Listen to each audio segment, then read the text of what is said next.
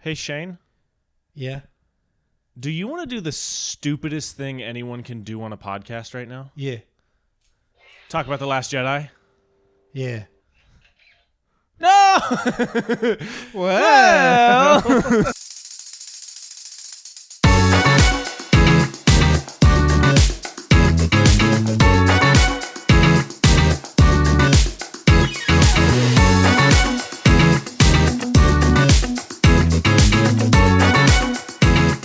Let me not disconnect this while you intro us a little bit, I guess. So we decided that we wanted to do something stupid and talk about The Last Jedi on the internet. And I think also Merry Christmas, happy second day of Hanukkah, everybody. Yeah, yes. Christmas was yesterday as the bird flies. Which that didn't make sense in context, but I liked it. No, I'm into it. I like it. And it is the second day of Hanukkah as the bird flies. Yes. So happy Hanukkah. Merry Christmas to all those who celebrate. I think Kwanzaa starts today, actually. I think Kwanzaa's today, too, so shout out. So, yeah, we decided that for the holidays, I think we both agree that for some reason Star Wars feels like a Christmas movie. It does. Yeah, and it's because the most recent round of them all came out around Christmas, Yeah. so my brain was like, Christmas, Star Wars, John Williams, lightsaber. Like, I remember going and seeing The Force Awakens with my family. We Yeah. never go to movies as a family. Yeah. We never go to movies as a family. But we all were like, I was like, do y'all want to go see Force Awakens? And everybody was like, okay. Yeah. And then we all went and saw Force Awakens. Look, here's the thing. The hype for Force Awakens was like unreal. Yeah, like dude. unreal levels of excitement and joy coming out of those first trailers. Man, that first trailer. Yeah. That first Force Awakens trailer. I miss that. Yeah. Yeah. I miss being there. Yeah. Not to say that Force Awakens I didn't really enjoy The Force Awakens. But man, I miss that. The Force Awakens is still one of my favorite Star Wars movies. I really enjoy The Force Awakens. Yeah. So how do we want to structure this conversation? Because do we want to talk about our feelings about Star Wars leading up to the release of The Last Jedi? This is a good question. I think the first thing I want to do is disclaimer. These are our opinions. Yeah. You're right. We're wrong. No. Leave us alone. Don't. I disagree with the "you're right" part because so many people who have a lot of strong feelings about this movie are actively wrong. No. Still shut up. Still shut up. But when you get offended about as Patrick Willems would say, the movie about space wizards intended for children, just don't be a dick. Yeah. I don't know. Look. We talked a little bit. We did an episode on Andor. Yeah. A very good episode. Go listen to that. And watch Andor, because Andor may be like the best Star Wars thing ever, potentially. Potentially. It's up there. We talked a lot about our feelings on Star Wars, so I'll just kind of reiterate some of mine, I guess. But Star Wars is incredibly meaningful to me. Yeah. All of my siblings, well, not my sister, but my two brothers and I, we loved Star Wars. Like, going and seeing Revenge of the Sith in theaters was like a monumental moment for me. Yeah. Like, grew up watching them all the time. I wanted to be a Jedi so bad. We still have our toy plastic lightsabers, like, at my parents' house. Like, I love Star Wars. I have an abusive relationship with Star Wars. Yeah. Where, like, every time I get excited about something, it just kind of slaps me in the face a little bit. Where I'm like, well, I just wanted to like you, and you're like weird and not great, Mm-hmm. they do something cool and interesting, and the discourse on it becomes so violent that I can't even like talk about it at all. Literally. Like, oh, it's so frustrating because I love the Clone Wars, and that may be the one space where people are chiller with Star Wars. The television series. Yes, the television series, Star Wars: The Clone Wars, the animated show. I am super into that show. Yeah. Everything else I'm frustrated with, to like, God, take me back to when these were like the most original things ever. I don't know. And then Andor comes out, and Andor's like a smash success, and I'm back in and excited, and then Was Star Wars ever the most original thing ever? Oh, I mean, I just purely mean in like world building where it's like if it felt like every frame there was some new glib glorb from the planet Galaxo or some shit like that where it's like it's awesome. Okay, I agree with that. I agree with that. It obviously is very inspired by Akira Kurosawa and like fucking folklore and Dune for sure. So you're totally right about that. Not to like shit on no, you. No. You are correct. Not to absolutely deny you that. I just more mean like just like the world building and the depth of it and how like crazy random you can. It's Star Wars is an incredibly original thing, and I still think there's original things to do with it. Yeah. We've for sure. kind of just given into nostalgia more than any other franchise. Like we're seeing the Marvel stuff do it now, where like the only thing they can do is bring Robert Downey Jr. back as a different character. As if these movies have been around for decades when in fact the first one came out in what, 2008? Yep. Yep. Anyway, it's a frustrating state, but like Star Wars is the worst case of that. Like at this point, for sure. Every time Star Wars has tried to do something new and original, it gets spat out, and people are so angry. Except for Andor. But I also think that's because it ported itself in and tricked the nerds into being cool with, you know. I heard somebody once describe Andor. They're like, stop using Andor as like propaganda for your belief systems. And Star Wars is inherently about good versus evil, and it's like, and the evil people are fascists, and dude. They're dressed like Nazis. That's the literal. They're literally called stormtroopers. It's the literal metaphor, man. Like it's the speech at the end of Andor where she's like, "Fight the end." That gloriously written speech. It's anyway. People are so stupid and misinterpret Star Wars in all the wrong ways. Yeah, but then you get like.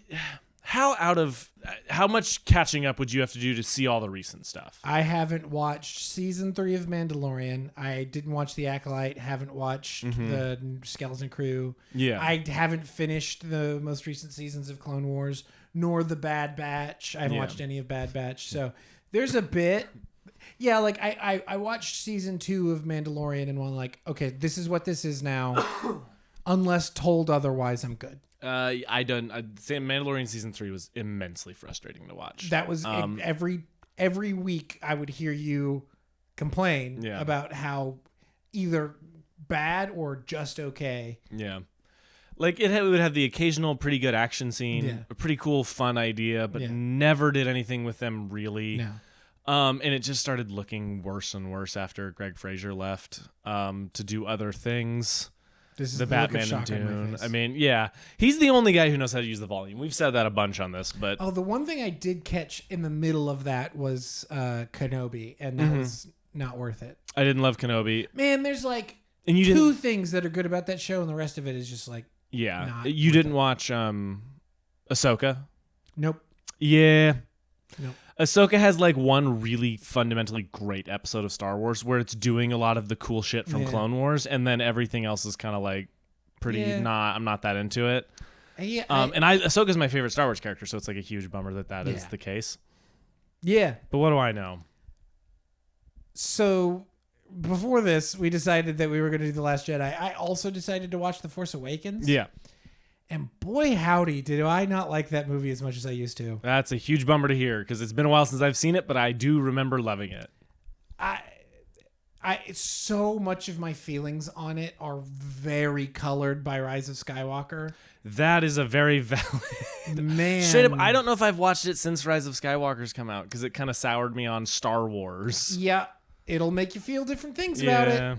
It will definitely make you feel... Well, it made me feel different things about it. Like when I first saw it, I absolutely loved it. Yes, I knew it was very cliche, I guess. Not exactly creative, not exactly mining creative. At least on the story front, you know what I mean? Like the character design and like the characters that they created. Their recommitment to practical shit, like all that stuff. In all 3 of the sequel movies, I will give them that. They really committed to a lot of practical shit, which is the best thing in the world. Yeah. And so I loved that movie when it came out. And man, just rewatching it again this time, like man, you can see what everything J.J. Abrams wanted to do with this series and how he set it up in Force Awakens. Yeah. And then like knowing what happens with The Last Jedi, which we'll get into, and then what he did with Rise of Skywalker, which was just like, nah, I want to do what I wanted to do. Yeah. And like, Which can I offer one thing though? yeah.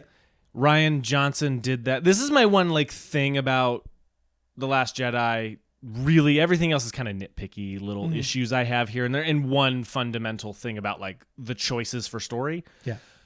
Rian Johnson did that first, where he just disregarded everything set up in the previous one and kind of did his own shit based on what he had. And if that was the model they were fine with at the time, then like I don't blame him. But The Last Jedi doesn't exactly follow through on the threads brought up in the like they don't the C-3PO's red arm bullshit, which is the dumb mystery box J.J. Abrams school of storytelling. Where it's like you take everything and create a mystery out of it, and you're like, well, what? So it's just shit like that. Like Rian Johnson also did that. Yeah, but you're talking about C-3PO's red arm. No, I'm talking about like he kind of took this. The Force Awakens clearly building up that Rey's parents were somebody he went. They're not. Snoke being built up as something he's not. Right, and the actors feel this way too. Mark Hamill's been very vocal about not liking the portrayal of Luke. He's incredible, and he's the interesting thing in the director and the Jedi. I don't know if you've ever seen that documentary. Great little documentary. He talks about it in that. He's like, look, I told Ryan I don't love this. I'm not into this portrayal. I don't think this is who Luke is. That being said, I'm gonna give it my all. Yeah. And Andy Serkis, you can say the same. Andy Serkis has been very vocal about not liking what they did with Snoke. Yeah. But the same thing where he was like, I'm not gonna phone it in because of that. It's stuff like that. Like, and then the other side of it is other actors were mad about The Rise of Skywalker. John Boyega and Oscar Isaac kind of got screwed on that one. I mean, my argument is everything that Rian Johnson changed was everything that was, now we're just talking about Last Jedi. Yeah. Everything that Rian Johnson changed, in my opinion, was all of the lack of originality from Force Awakens. And it's like he took every single like big like just let's take that and copy it over to this series. Snoke being, you know what I mean, like the big bad being this old decrepit monster person that has this mind control over over a Skywalker descendant.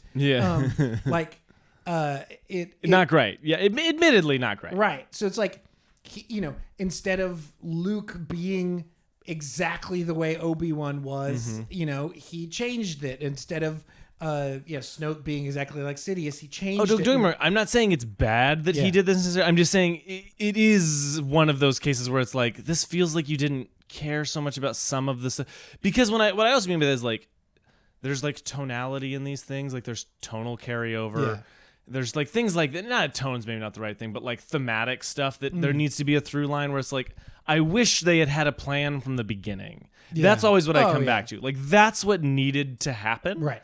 You didn't need to make a movie and then just pass it off to somebody else because like Rian Johnson doesn't feel like he covers that much ground, so to speak, other than with like the character work. Like the Resistance is just wiped out at the end of his movie. Yeah. It's like little things like that where you're like, you really kind of fucked the people who had to go after you, didn't you, a little bit? Yeah.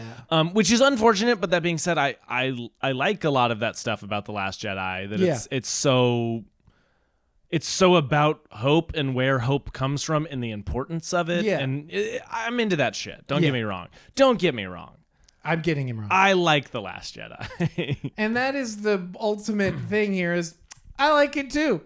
I think that movie is so much better than people give it fucking credit. I think a lot of people are incredibly racist and suck. That is a whole, yes, that one. Or just racist, sexist, ageist. Yeah. A bunch of different isms they are. Said Yoda for some reason. Yeah. They're without completely diminishing all actual criticism of the movie and lumping it in with the assholes. Yeah. There are legitimate criticisms of the movie. Like all of my criticisms, the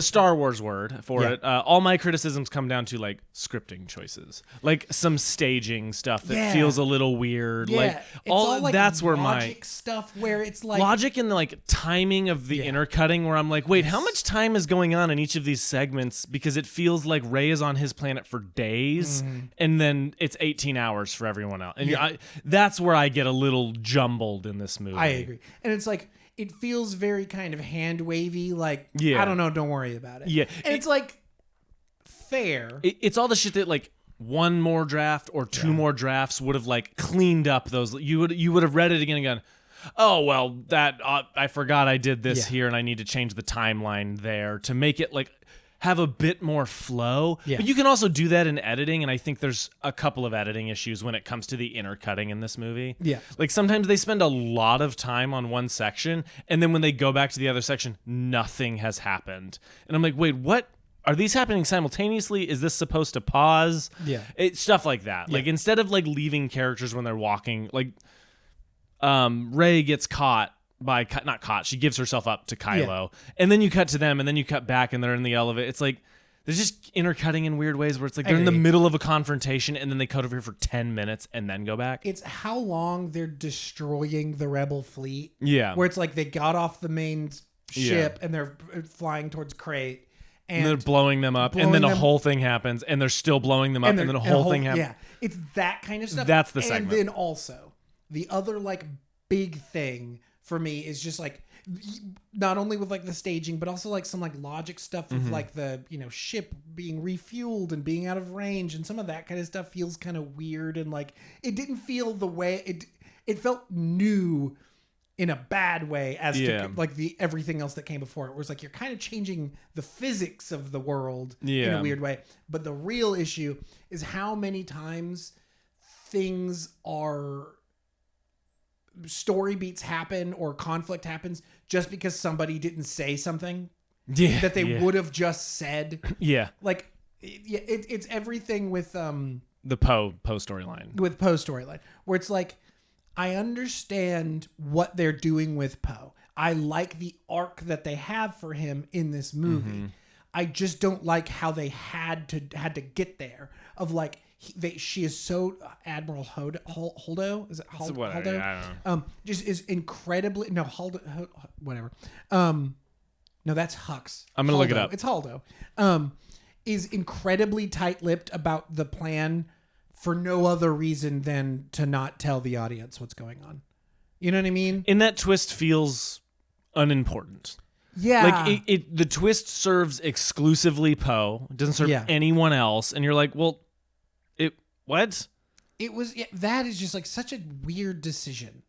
And again, like I think you're right. Holdo, it's Vice Admiral Holdo. There's just a few of those like, okay, but why didn't you say that? Like yes. And the thing is my pitch for this movie shortly after seeing, I saw it like twice, and then I was like, well, I think what they should have done is instead of having Poe and Rose go off to do that, Finn and Rose. Thank you. Poe and Rose, yeah. Thank you. Finn and Rose go off to do their, because Canto Bite's the stuff I don't like. I enjoyed the design shit. I think some of that's really fun. I just don't. It amounts to essentially nothing, because when they get back to the ship, nothing they do matters. Yeah. Like, they don't even slow them down. They don't even, nothing. Like, the ship blows up and they kill somebody and leave. Like, it means kind of nothing. But what my pitch was is leave them on the ship, have the three of them trying to find the spy who's giving them the coordinates or something, try to find the track. So it becomes this like espionage kind of thing. That to me would have been really cool. It would have contained some of your subplot feelings on some of my subplot feelings on the movie, and just made for a fun, different Star Wars thing that's a little more claustrophobic. While we're getting a little bit more Knives Outy. Yeah, I mean, hey, why not? Anyway, that was kind of my thing. And then my other one is like some of the, you were talking about the physics of it, where like Finn is about to, they've all tried to fly to get to this cannon at the end, and Finn's about to get there, and Rose has been going the other way for 30 seconds and then catches up to him. It's like, why weren't y'all all going that fast to begin with? Yeah. Like, it's some of that staging stuff where it's like, I mean, he isn't going full speed anymore because the beam is actively hitting him. He loses that one's pretty easy to. I disagree. It is so long. Parts of his ship is breaking off. The guns are bending, but back. He's still going forward, and she's been going back for a long time. the thing that's grounding him is broken off. Like I think there's honestly. I know, but the thing is, they retreat before Finn gets up in the beam. So Finn is still going this way. They're still going that way. Then the beam hits him. If he was getting shot back, I would be like, sure, she could catch up. Yeah. I don't know. It's like the timing. It's like, look, the timing's bad. It's the an edit thing more than anything. Just like have a couple more of them not retreat as quick, or have a couple more of them more on the outskirts, and we're gonna come up like on the side. Something like that's one of those things where I was like, when I watch it, it takes me out of it. When she catches up, I was like, were you going the other way for like 4 minutes? That doesn't take me out. It's what happened immediately after that takes me out. Oh, the kiss and why? And the kiss isn't well executed either. It's really just bad. kind of like you could tell neither of them quite knew what was happening in that moment. Or There's why. like, okay, Yeah, that just felt bad. yeah. That didn't need to be about.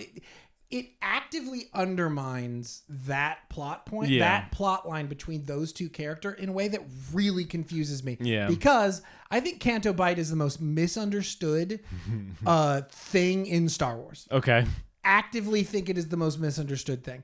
I feel like a lot of people, and I'm not including you in this, I feel like a lot of people complain about like, oh, we never get to see anywhere else in Star Wars. It's always like a desert planet. Yeah. Or like a snow planet. And then we finally see another fucking thing and everybody complains about it. It's like, oh, it's a fucking billionaire planet with fucking casinos and it's like, this is fun. This is cool. It's a different thing. It's a different side of the universe. Yeah. And then, but it's not the same kind of different that everybody want. You know what I mean? It's just, that part has never, I've never understood. I also think that like what Finn's character in the first movie is only outside of his removing himself from the Empire, from the fucking First Order or whatever. He sees all this murder happening and he can't do it. Mm-hmm. He can't bring himself to that. And so then the rest of the movie is him saving his own skin or caring for his friends. Yeah, like, yeah. His only motivation in the first movie is first himself. Yeah. I mean, you could make the argument for that very first scene. Like, I'm not going to... but only himself, and then it is Poe, and then it is Rey, and no one else. Yeah. Like he like ends the movie like looking for Rey. I don't care about this. I'm not here to be a rebel. I am here to find my friend and save my friend. And the entire everything with Canto Bight is not only to show Finn. Sorry. Yeah. See, now we're both doing it. My bad. To not only show Finn that there are other people he could care about, but also like the like real world, like the human cost of wars like this, and like the political machinations behind wars like this happen. And so I think yes it ends up in like a plot hole or whatever, or like a loop or a roundabout or whatever. It just kind of that. I love everything you're saying, by the way. I agree with all of it. I like all the character shit that's going on. It just feels like a side quest that like look, to talk Marvel for a second. Mm-hmm. The Thor shit in Infinity War is like the worst part of that movie, but it pays off in a huge way when he gets the Bifrost and he's able to turn the tide. Like it amounts to something. I mean, outside of just character, right? That is so minimizing the character work, though. Well, it's like, yes, he doesn't end up with a big shiny gun. I'm not saying he's ended with a big shiny gun. But he ends up like learning that the rebel cause is more important than just Rey. But like, stories are about plot and character, and I understand. You can't just have a character in a movie like this. You cannot just have a character exclusively take up a lot of screen time. It is not as much screen time as you think it is, fam. It feels like it. I just rewatched this. Yeah, I wanted to count it too. I was going to do that before the episode because like I feel like that's another complaint. It's like it's really not as long as you think it is. Here's the thing. I like everything you're saying character-wise. My thing is I just like so much about this movie more. I love the Kylo shit. Yeah. I personally like the Luke shit. Yeah, same. I think there's an argument to be made they went a little too hard on it in a couple of places. Like you could have that discussion with me and I could get that. Yeah. But like so much of it is the Rashomon kind of like perception of what happened that night and like what you're willing to admit to yourself. And also, guys, he did the thing every fucking Jedi did after the great loss, right? Obi-Wan went into hiding. Yeah. his was different. Obi-Wan's was a little different. He was watching over Luke. But they all scattered and went into hiding and stopped fighting. They weren't the ones who built the rebellion. The sacred texts. Yes. Precisely a little bit. Yeah. The throwing the lightsabers a lot. It's a lot. I can admit it. It's a lot. It's a big moment. He should have just like dropped it and walked away or something. I don't know. Or handed it back to her. It's like some of the moments, I agree. Some of the moments are too big. But what they're doing character-wise with Luke is really awesome. Like, because it's different. It's just a different, when everyone's like, well, he didn't give up on Darth Vader. It's like, he didn't fail Darth Vader. Yeah. You know what I mean? He failed and created this. Yeah, he didn't cause Darth Vader. Yeah, it's a different thing. Anyway, but like, the Luke shit pays off really strongly for me. And I think Obi-Wan gave up on Vader. Obi-Wan gave up on Vader. Yeah. Yes.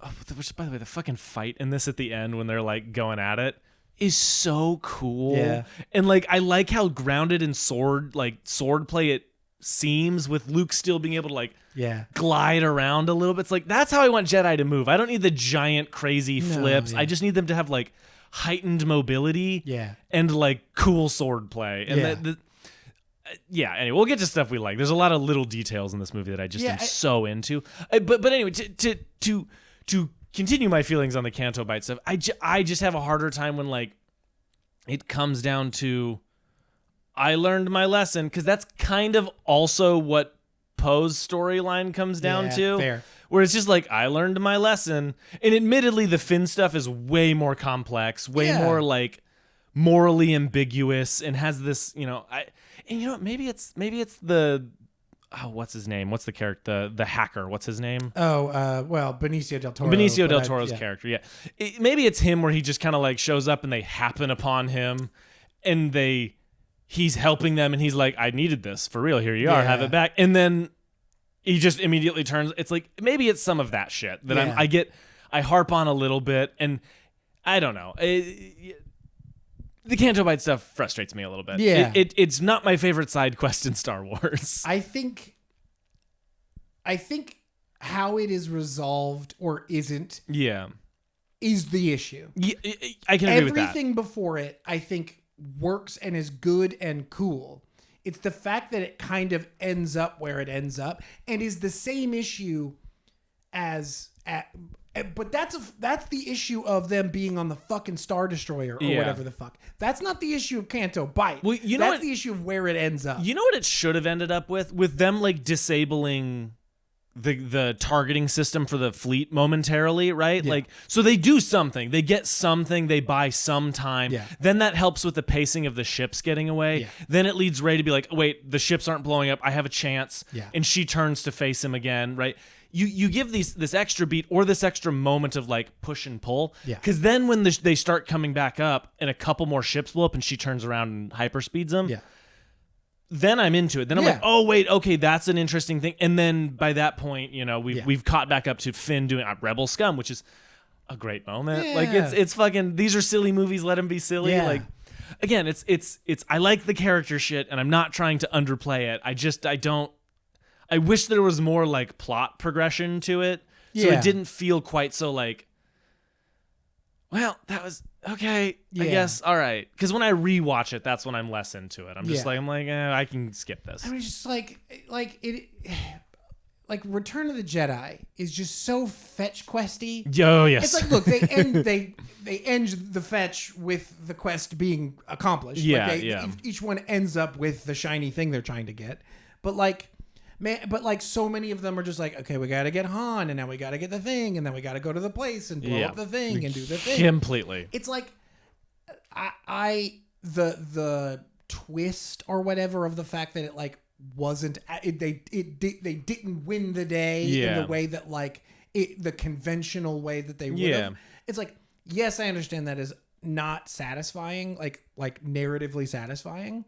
But like the character arc of Finn, I think is so like the rest of it is so developed as well as it could have been, and I think is really interesting. And we get to see an interesting side of the world, including like seeing the kids and like that setup and payoff of the kids. That's the entire fucking movie.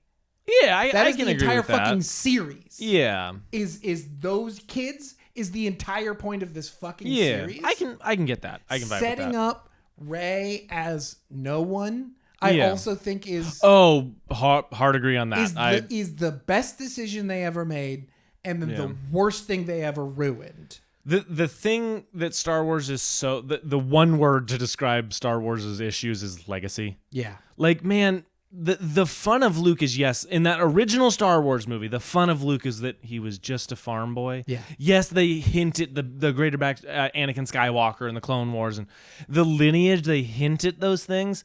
But for us, the audience, he wasn't a legend at that point. No. He was just a farm boy who Yeah. took on an empire. Like, Yeah. Rey could have been that. Rey could have been the person from nowhere who happened to be attuned with the Force and did something about it. Yeah. Like, that's the part like that's fundamentally broken. We have all felt like the kid on fucking Tatooine looking up at Yeah. the fucking double suns. Yeah. You know what I mean? Like wanting a different life, wanting to be special.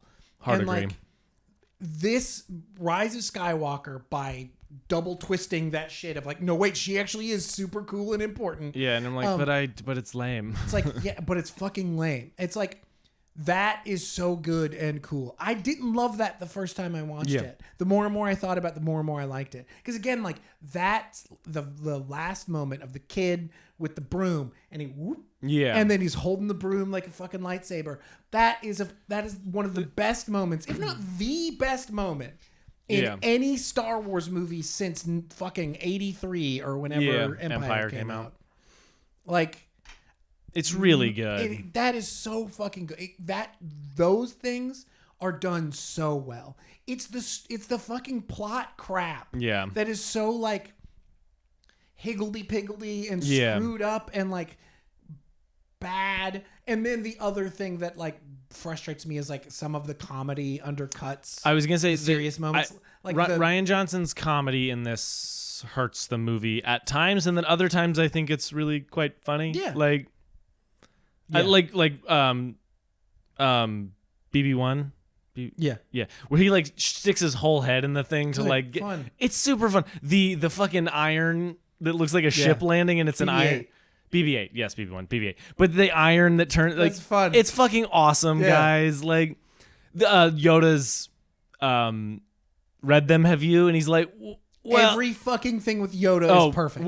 That I would say that might be the best moment in Star Wars for me. Is just that surmises everything for me. Of like, they are what we grow we are what they grow beyond. Is like such a beautiful sentiment. Yeah, and the asterisk on the do or do not, there is no try, but failing is an option. Yeah, failing is an important part of it. Yeah, like that is such a god and damn it's it. Puppet Yoda, which just makes it even better. It's Puppet Frank Oz fucking Yoda. And one of my favorite shots in Star Wars is the wide shot where you see Luke and Yoda looking up at the burning tree. Yeah. It's like, it's gorgeous. I'll become more powerful than you can imagine finally pays off with him literally being able to cast lightning. Yeah. Dope. Yeah. Well, and then just the idea of a force projection and matter transfer through the force is like, all that shit's really cool. And they kind of do it in the most obvious way in the next one, which, like, don't get me wrong, one of the moments in The Rise of Skywalker that is really fun and really like space opera pulp is when she like puts the lights in and then he draws it and he kind of does the Han Solo like shrug. It's like, some of that shit is quite cool. Like, don't get me wrong, Rise of Skywalker has beats and has moments that are really fun. But that is remember them. That's the problem with that movie. Remember them. Is that like I remember that one thing because I just really, really like Adam Driver. Yeah. It's like shit like that where it's like, that stuff was cool. This movie is bad. Yeah. I mean, it's like the things that I liked that Ryan Johnson said, like, yes, clearly J.J. Abrams was setting up all this stuff. The things that I liked that Ryan Johnson changed were like the things that put these characters that we love at the absolute forefront. Yeah. It's like, I've never really fucking cared about Palpatine. I've cared about Darth Vader and Luke. You know what I mean? Emotionally, yes. Completely, yeah. So putting fucking Ben Solo as Palpatine, setting him up as the supreme fucking leader, and Rey as the single and only hope for the what a fucking great setup. Well, and I also the human heart in conflict with itself. Yes. Oh. Well, but I liked the premise, and this was a theory for a long time, that those two would switch places by the end of this movie. And, like, she would be a Sith or a dark side user, and he would be, and then the third one would be them kind of, like, realizing none of this is going to work, is it? Like, because to me, like, my fundamental issue with Star Wars, and I understand this is, like, true to life, there will always be conflict, this is fairy tale Spaceland. Can't we have this thing where there's actual balance for any amount of time? Like, if not, the galaxy's just going to eat itself forever, and we're going to tell the same story over and over and over again. It's fucking Gladiator 2. Yeah. Where it's just like, that shit, don't worry about it. But we are still obsessed with it. Yes. Yes. Don't forget about all that, but please remember it because we're going to keep talking about it. Well, that's it's all different now, but it's all the same. I want to talk about Kylo, though. It's all the same. That was funny. That was great. Oh, yeah, no. Everything with Adam Driver, in terms of performances in Star Wars movies, this is up there as one of the best. One of our close friends said that he didn't like Kylo Ren or Adam Driver. And I was you know what? Fuck it. Dylan, I'm calling you out. You've never been more wrong about anything in your life, pal. Damn. Okay. Love you, Dylan. Love you, Dylan. He just doesn't like Adam Driver, and he does not like Kylo Ren. And I can't. Adam Driver's the best part of all of these movies. Of the sequel trilogy, like, for sure, far and away the best character added, the best performances in them. Now, I do think Mark Hamill's giving maybe his best performance ever. Yeah. At least live action performance. There's some arguments. He's done such a vast array of voice acting stuff. Drunken gremlin on Canto Bight is also great. Do you know that? No, I didn't. That's the little drunken one that's like putting the coins inside of BB-8. That's Mark Hamill. Of course it is. Of course it is. I love right? that. That's so fun. Yeah. Fun thing about Mark Hamill. He has Funko Pops of him as Mark Hamill, and he's always wearing a shirt with a logo, and it's his son's like company logo. And I was like, that's really sweet. And so there's a couple of them where he always has that, like, he's like, that was part of his deal for doing a fun. Anyway, just a random really fun thing. I love Mark Hamill. I love Mark Hamill so much. Freaking king. Yeah. Progressive king. Yeah, and he's just so good in this movie. Yeah. Like the whole, and he's fun in it too. Yes. Like I'm saying, he doesn't fall down the trap of just letting this dark and dour Luke be dark and dour the whole time. He's a bit sassy. Like, he's like grizzled in like a super fun way. Like, But just that scene with Kylo where he's like, I failed you, but he's also not forgiving him. It's like he finds this nuance and like there's a bit of, I don't know if gloating's the right word, but there's a bit of a smirkness as like Kylo walks forward and pushes the lightsaber through him, where you're like, gotcha. Yeah. I'm so into that shit. Yeah. Like that's where this movie kind of shines. That's the thing, is like all of the character work is phenomenal. Like, I can't think of a single bit of character work that is poorly done. It is the plot contrivances to get them to that point. In some of the staging and it's all that and shit. the intercutting between the three stories that isn't cohesive or isn't as cohesive as it needs to be all the time. There are times where it works perfectly fine. Yeah. Anyway, but yeah, I think this is maybe the last thing where we just rattle off stuff we like about this movie. Yeah. If you're down, this movie ruined film discourse. Yeah. Film discourse was already bad, especially on the internet. But like, dude, this one had a special sauce. I went to I went to film school, just in case you didn't know, I went to film school. I went to film school. But like, you would bring this movie up in groups of friends, and people are like, we're not talking about The Last Jedi. We cannot do this.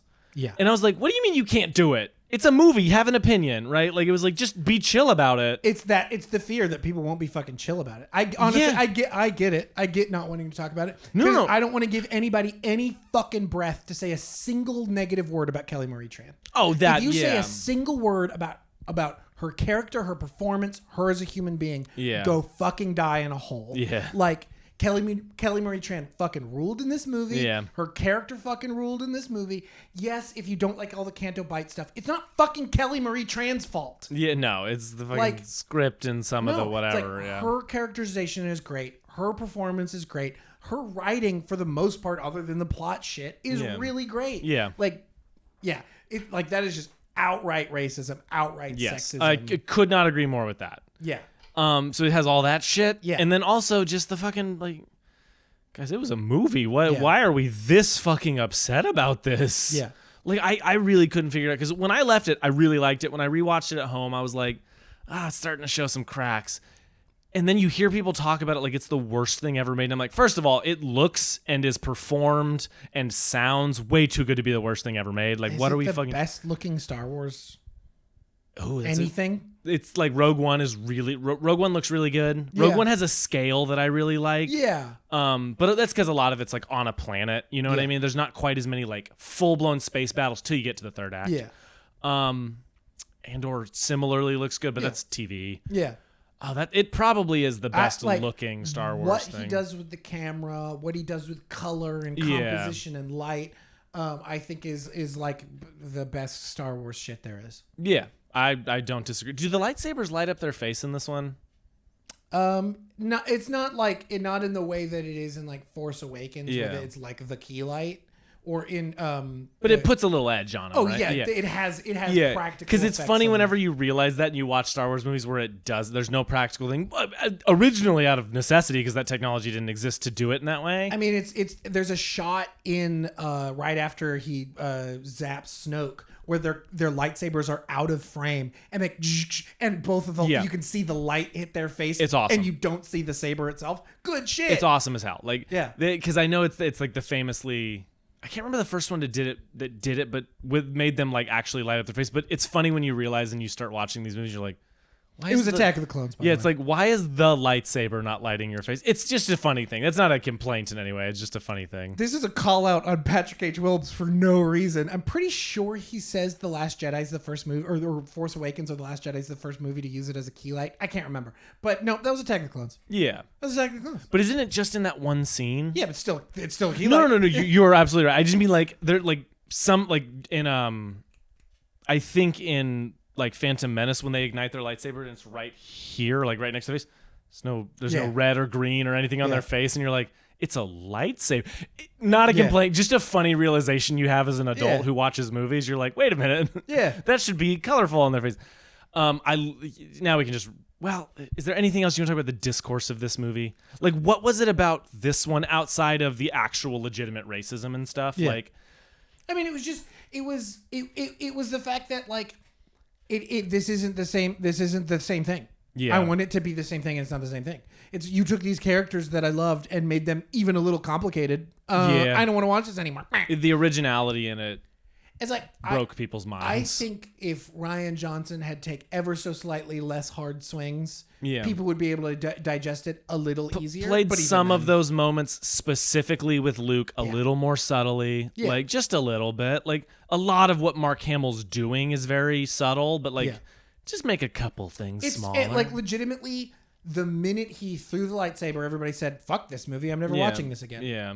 And it's like, I don't know, or guys. the minute there was an Asian woman on screen. That was also another thing that they said, fuck this movie. I can't. Yeah. Oh, wait, her name, she does not go by Kelly Marie Tran anymore. Kelly Marie Tran is her Americanized, white name.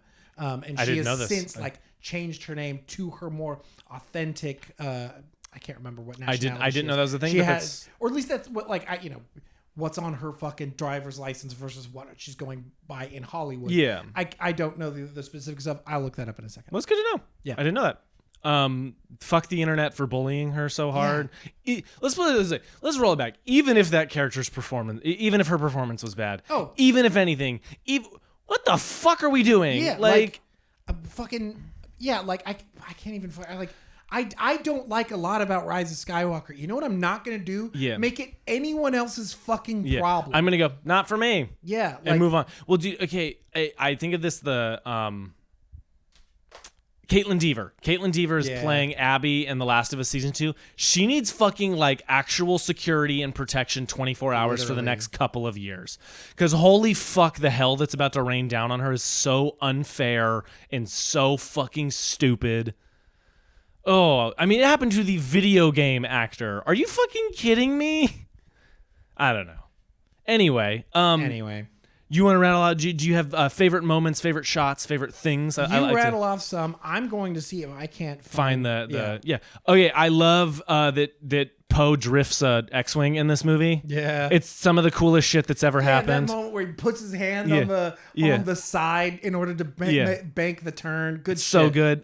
People complain about the bombers being like dropping bombs. Shut the fuck up. That's awesome as hell. Like, it's so cool. I love the moment where he turns on the lightsaber with the Force. I've thought for a long time that would be a cool thing, and then they finally did it, and he kills Snoke that way. And then when he like pulls it and it cuts Snoke in half, and she like reaches up and grabs it, all of the camera work and framing and just all of it is perfectly in sync and so fucking awesome. Everything with Adam Driver. Literally everything with Adam Driver, everything with Mark Hamill, other than some of the like more directed things. She's Vietnamese. Her name is Luan Tran. There we go.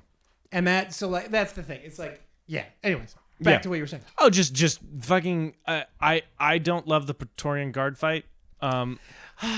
Specifically that initial shot. The idea for it is dope. Yeah. The like choreography. There's like a couple of things. There's like, what? But like, what? Once they split up, it gets better.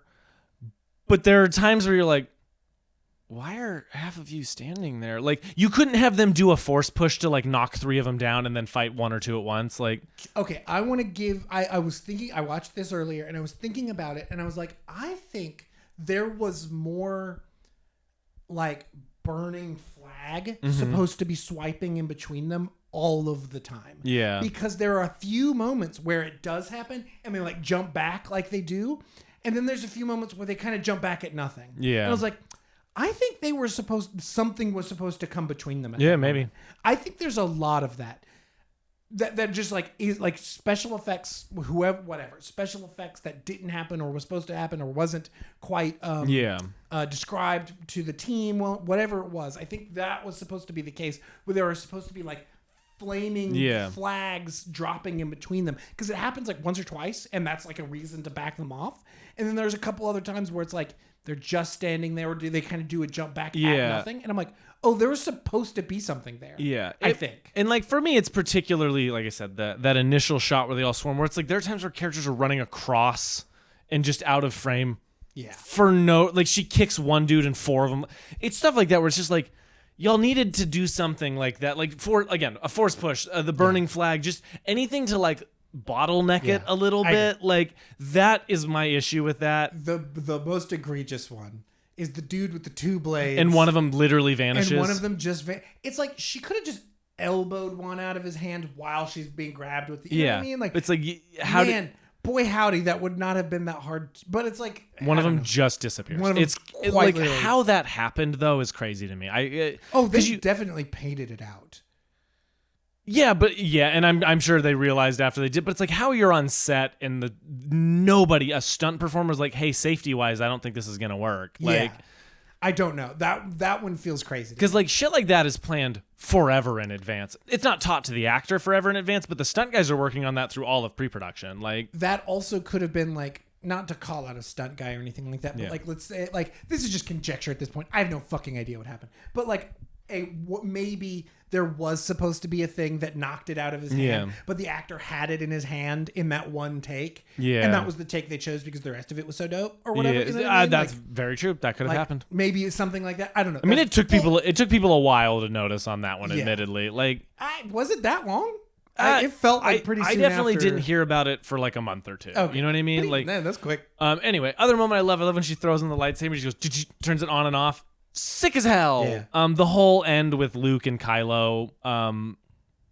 There's 2 really subtle things that I think this movie does really well. The scene earlier where the first time they make the mind connection, and he's like, "You couldn't be doing this. The effort alone would kill you." Yeah. And then Luke later kills him. Really good shit. Good setup, good payoff. Good setup, good payoff. The fact that Luke has the original blue lightsaber in that fight with. Even though we Kylo, saw it get destroyed. Ooh, what a small, good detail. Yes. The one reason I wish it was his green one is I'm just partial to green lightsabers and nobody uses them. Yeah. but that's like, you know what I mean? Like No, it's his light, his lightsaber. It's the legacy lightsaber. Yeah. It's the one that Kylo has an emotional connection to, so it's gonna throw him. It's the symbolism. Yes. It's the symbolism. Yes, it is storytelling, Yeah. not nostalgia. Yeah. Fuck. Fuck. And also the fact that all of Kylo's attacks during that scene are the same ones Rey was using while training on the Rock. Oh, really? Yeah, they're spread out more because they're going back and forth, but the big swing strikes are the exact same motions Rey was doing. That's fun. Which is just a fun little character thing. Yeah. I don't know what it means. I don't know if it's supposed to mean anything, but it's really fun to me. I love the setup and payoff of lifting rocks. Yeah. Like, fucking great. Yeah. Like, good shit. That's what a Jedi is. You know what I mean? Like, Yeah. I'm into that shit. This is off topic. Remember in Force Awakens where the dudes from the raid Yeah. showed up? Yeah. And then they were like, and then they just die instantly. And everybody was super hyped when they got like cast in it or whatever. Like, oh fuck, this is gonna be dope. And then it's just like they just show up and die. Anyway, weird. What a weird Yeah, thing. it's such a funny thing. That was just J.J. Abrams being like, Hey, I like you guys. I love you guys. I need a rabble of just thugs. Yeah. Y'all want to come be some thugs? We're going to have a giant monster eat you really fast. And then we'll have lunch. Lunch. We'll get you out. We'll get you home. Yeah. I'll show you the sites. They'll good take shit. it. Well, that was probably filmed in England, right? Most likely. At I can't remember where the Everwood, whatever. It wasn't filmed in space? Lessons on this one, or is there other moments you want to talk about? Lessons, man. Like, boy, howdy, we talk so much about how character is important, and this movie is proof that character is incredibly important. Yeah. But man, you can really spoil that shit with plot. Yeah. With like not giving plot the same amount, or at least enough attention. Well, not giving the character development agency within the plot. Yeah. You know what I mean? Like Finn's change should have taught him a lesson to help in the plot. You know what I mean? Like, right. At the beginning, he wouldn't have made a choice, but by the end, he's willing to make the choice, which is what they try to do. But then she just knocks him off course, and the setups of it don't have payoffs. You know what I mean? Like, whatever. That aside, and not to step in. No. You're completely right. Like that. Yes. Yeah. Like a lot of the character work is so really well done. Yeah. But it is so undone by a bunch of plot decisions. Yeah. Like by a bunch of like chess pieces that kind of just don't make sense. Just make dope ass looking movies. Yeah, my lesson is let the past die. Kill it if you have to. You know what I mean? Like fucking let's let Star Wars be cool and original again. Or just let it fucking die. Or just let it die. Like we have enough. I have enough. I think. I need more time. I need time in between these things. Like give me a little more Andor and call it a fucking day. For the love of God. I am excited for new Andor though. I'm scared, but excited. It's the same creative team. I'm hopeful, and they've had a long time to work. That on is it. very true. Now, mind you, some of that was strikes and shit, but I'm sure that affected things. Whatever. I'm very excited about new Andor. I do have faith in that. I don't know if it'll live up to Andor season 1 because specifically that prison arc is the best thing Star Wars has ever done. Yeah. Anyway, all of it. But there was something about that prison arc when they're like walking away with their hands on it, and he's like, how many guards are on the and he tells him, and you're like, oh shit, I've never been this locked in with Star Wars. Good. Anyway, great shit. So good. It does the same good shit that Clone Wars does, where it has like that 3 or 4 episode arc. Yep. It feels like television. Yeah. Whoa. Crazy thought. Good shit, man. Anyway, B segment. B segment. So obviously there were a lot of opinions and a lot of reviews came out about this movie. As well as all of the other Star Wars movies. So I'm going to give you some reviews, and you're going to try to guess the Star Wars movie. These are all Star Wars movies, not including Rogue One or Solo. So just like Star Wars movies. Are you ready? Each movie will have 2 reviews. I'll give you the first review. If you can't get it in the first one, I'll give you the second one. Are you ready? Yes. As the third act approaches, the crescendo of air-punching interludes accelerates, eliciting gasps, cheers, and OMG whoops from an audience whom the director treats with respect, affection, and evident admiration. It's very vague. I mean, air punches is what's throwing me, because that could be a couple, kind of. It's not Revenge of the Sith. No. Is it Return of the Jedi? No. Oh, is it fucking Star Wars? Is it? No. It's okay. Then I don't know what's the second one. The second one.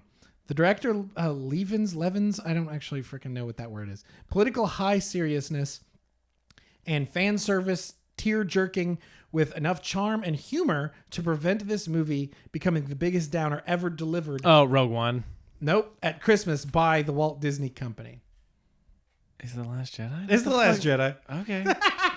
Weird. A lot of these reviews are kind of bad reviews, or people didn't like the movie. Just FYI. Okay. Not for no reason other than I thought the review was kind of funny. Here's the next one. The hermetic logic of the plot is as impeccable as it is ridiculous. It's a drama crafted with robotic insularity for the consumption of viewers being rendered robotic at each moment of the soullessly uniform spectacle. What the fuck? You people just pull out a damn dictionary. I need a freaking thesaurus. And straight need the second one. I got no fucking clue.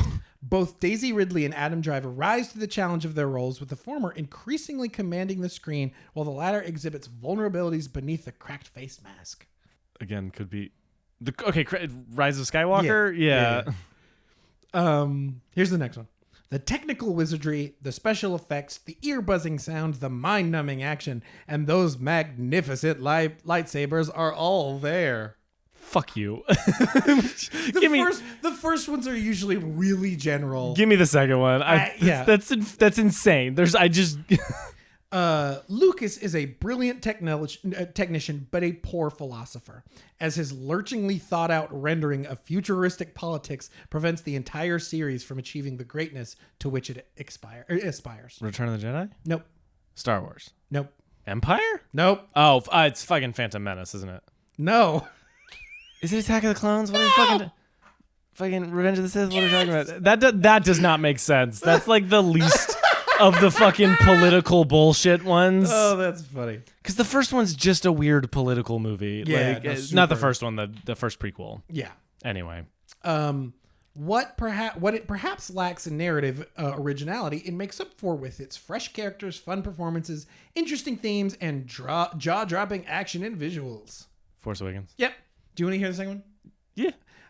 From the blaster fire to the Star Destroyers crossing speckled skies, to the rubbery alien faces populating desert communities, so much of this undertaking is recycled. I think it sounds really nice at first, and then it's all fucking recycled. Jesus. Yep. The movie is fun for the most part, and several scenes are as good or better than anything Lucas created in the original films. The human characters, however, are not nearly as interesting as those in earlier episodes. Give that one more time. Read that one more time. The movie is fun for the most part, and several scenes are as good or better than anything Lucas created in the original films. The human characters, however, are not nearly as interesting as those in the earlier episodes. So it has to be a sequel trilogy, because Lucas did all of those ones and then two of those, and it's clearly not talking about Empire. If it's talking about Empire, I'm confused by that review. Previous episodes. Yeah, yeah. I mean, is that fucking Force Awakens also? No. Or is it Rogue One? No. Then I don't fucking... next one. What I can't comprehend is why the political details had to be so tedious and abstract. Will the kids of our nation and the world truly be titillated by trade wars and the spectacle of a do-nothing Senate? So it's one of two, and I'm just Phantom Menace? Yep. Will the kids of our nation and the world truly be titillated by trade wars? Well, the confusing part about that is... do-nothing Senate? That story counts for less than gimmicks and characters less than both might be judged from the lack of resonance in the one narrative revelation. The fucking syntax on this makes no fucking sense. He's not talking about Empire, is he? Oh, bruh. What? The amount of bad reviews. These are all I think these are from critics from the era. But even then, I can't imagine going and seeing that movie and being like, this movie fucking sucks. Empire's so fucking good. The other review. This movie is no bland derivative. It has all the freshness and exuberance of an original. A marvelous space fantasy full of dazzling spectacle, exciting adventure, strange creatures, and the mythic clash between good and evil. I need the second one. That's the second one for Empire. Oh, okay. I was like, what? The Star Wars franchise has become what the marketing executive always thought: an excuse to steal money from children. The Lucas Empire has finally succumbed to the dark side. These are crazy. Fuck. Are there duplicates? I'm forgetting which ones I've guessed so There far. are no duplicates. Okay. Is that one Rise of Skywalker then? Or is it Force Awakens? No. It's not The Last Jedi. No. Is it Rogue One? No. Is it Clone Wars? No. I have a second review I can read for you. Yeah, read the second review. I'm genuine. I'm so fucking This forgetting all movie this is... shit Oh, wait. Sorry. I was going to read that one. Or is it the Christmas special? Oh, that would have been funny. I should have done that one. The story lacks narrative tension. The dialogue is stilted and overblown. A problem also in some of the live action incarnations that, combined with the with visuals that consistently lack punch, leaves little to engage us. Am I forgetting about a Star Wars? I don't know. No, you're not. Yes, you are. Maybe we said live action. So is it an animated thing? Mm-hmm. But I said Clone Wars. Oh, did you say Clone Wars? Yeah, I said Clone Wars. Oh, I'm sorry. It's Clone Wars. Yeah. I'm sorry. I missed that. We'll play it when I edit it. If I did say Yeah. Clone Wars, I'm gonna. It's Clone Wars. It's the My Clone Wars mouth is movie. gonna go Rogue One, and I'm gonna go Clone Wars. Yeah, no, it's Clone Wars. Yeah. I thought I'd trip you up with. No, I was like, I because I don't- said it's all Star Wars movies, not Rogue One or. I saw that shit in theaters. Hell yeah, brother. Here's the very last one. The film is touching, spectacular, and surprisingly coherent. It also has something the other ones lacked entirely: old-fashioned charm. This time, the Force is with us. That's that one, Rogue One. Nope. But the It's not. I told you earlier. Rogue One. I'm forgetting the ones that I have. The ones that said. are not included are Rogue One or Solo. Oh, I completely forgot Solo existed. Yeah. Give me the second review.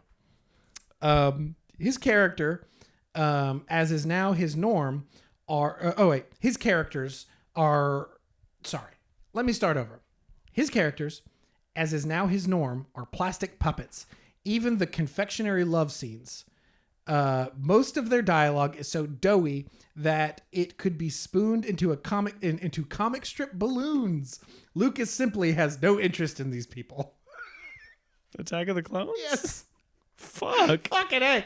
Not wrong, but whoa. Yeah, fucking the first one being like, this one's good actually. And I'm like, man, that's the worst one. It's like the Force is with us. It's like crazy. No, it's not. Crazy. Clearly, Christopher Lee is in that movie because they made a last minute change. Yeah. Like Well, yeah, because they wrote freaking Darth Jar Jar. Darth Jar Jar, and then everybody was all like, Jar Jar's stupid. It's like, yeah. Anyway, Jar Jar's the key to it all. I am a passionate defender of the Darth Jar Jar theory. I think it would have been awesome. There's no world that was not where he was going with it. Yeah. There's no world. And I want to jump into a different timeline and see that. Yes, I'd be fascinated. Yeah. Science will catch up. I thought for some reason I thought you were going to say Silence of the Lambs for some reason. I was like, it's what? sitting above me though. Recommendations. Recommendations. The fucking Clone Wars. Go watch the Clone Wars. That shit is so good. Yeah, that movie rules. I actually enjoy that, but for nostalgia reasons. Yeah. Don't watch that and then think the show will be like that. The show's awesome.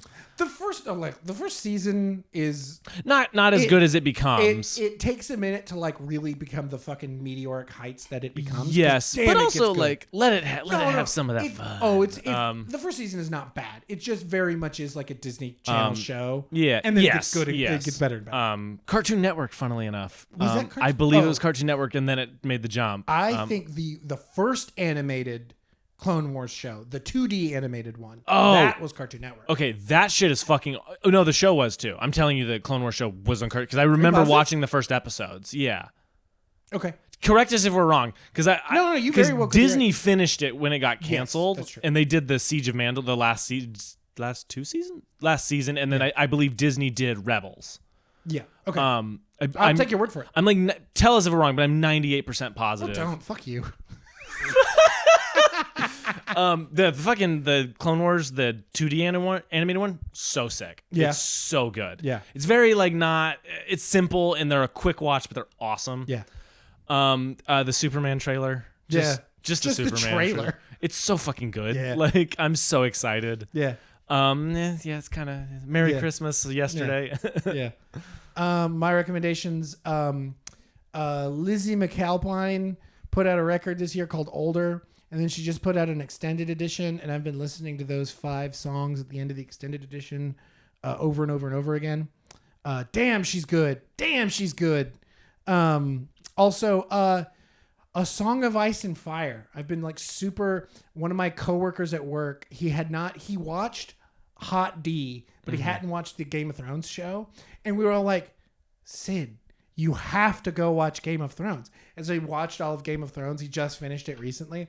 And I've been talking to him about all the lore stuff. And so the books, hot damn, those books are good. These conversations with Sid have really made me want to go watch the show again, even though but it's so good for so long. It's so good for so long until it's not at all. Yeah, until it has like 3 good things, maybe. One good episode that instantly gets ruined. Like, oh God, okay. What's the good episode? The one in Winterfell right before the battle for the Dawn. Or whatever. Oh, right. But I was going to say right before the battle is important. Yeah. The second episode of the last season, really good Game of Thrones. It's like the last good Game of Thrones anything. Yeah. Without a shadow of doubt, there's not a single good thing after that. Not even Hot D? Nothing in Hot D? Well, okay. I'm talking about Game of Thrones proper. Okay, yeah. I haven't seen season 2. I didn't love season 1. I liked the first half of season 1, and I like certain relationships. And the casting across the board. And the casting across the board is great. Anyway, just truly phenomenal. Game of Thrones and is great. the character of the king. His character's the best. Everything that they do. Well, and like the fact that like when Daemon, you could tell me anything. When Matt Smith's character like picks up the crown and whatever, that moment, how that wasn't scripted, like that was like they found that on the day. Good that shit is awesome. Yeah, that's so Game of Thrones. I've been like really getting back into the lore and stuff.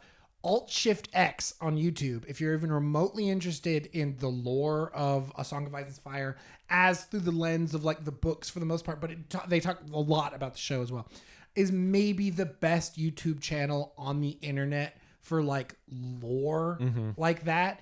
I've never seen like Vati Vidya or anything like that for like all the Souls-like games. I haven't really, or Soulsborne games. I haven't watched any of his videos. Apparently they're also very good. But Alt-Shift-X, go check that shit out if you like A Song of Ice and Fire at all. Is there anything else that I want to recommend? I don't think so. Well, there we go. We talked about The Last Jedi. I'm sure it's going to go great in the comments, if there are comments. Rogue One got quite a few, or not Rogue One, Andor when we did that episode. Anyway, I love Star Wars, and I'm ready to have a break from Star Wars. If you wholeheartedly hate The Last Jedi, go fuck yourself. This one's for TikTok. It's gonna be the first TikTok I post, friend. Yeah. Bring it on. Fuck you. Like. Yeah, so anyway, you have a lot of stuff to watch. All of Star Wars, fucking... Or not. Or not. Just watch the good stuff. Watch the good stuff, leave out the rest. Or don't. I don't know. Live your life. Go watch Solo. I like that movie a weird amount. I'm cutting that out.